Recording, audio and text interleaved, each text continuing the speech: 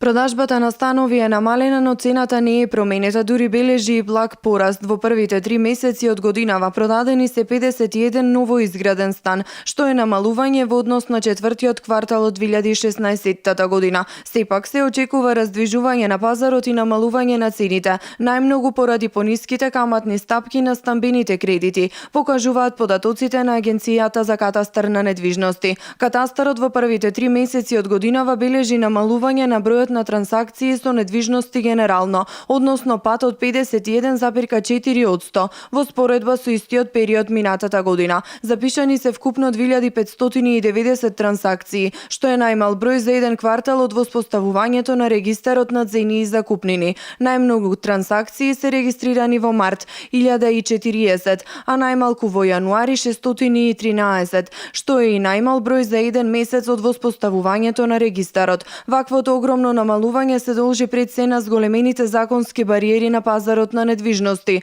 неговата презаситеност со ново изградени станови и непроменетите цени и покрај лошите услови на пазарот, посочи директорот на Агенцијата за катастар на недвижности Славче Трпески на последната пресконференција, додавајќи дека најголем проблем предизвикал новиот закон за нотаријат, кој во купопродажбата на станови вклучува и адвокат. Од вкупниот број трансакции со недвижности 79% се однесуваат на продажби, 18% на закупи, 2% на продажби од инвеститор и 1% на откупи од Република Македонија. Во однос на становите во првиот квартал од 2017 година се регистрирани 3030 ново изградени станови кои не се непродадени, а во градба се 8777 на целата територија на Република Македонија. Цената на квадратот во скопските општини без значителни промени, стабилни остануваат и цените на становите во Куманово, Струмица и Охрид, додека во Битола пак има поскапување. Со оглед на кризата кај јужниот сосед пак цената на недвижностите веќе извесен период е во пад, но и големата понуда на станови во Солун ја симнаа цената на 200 до 600 евра за квадратен метар. Според истражувањата на пазарот на недвижнини во Солун, по 200 евра за квадратен метар се бара за становите на приземје, додека пак до 600 достигнуваат тие што се наоѓаат на повисоките катови. Оние кои веќе купиле стан во Грција велат дека се завршува преку агенција, адвокат и нотар.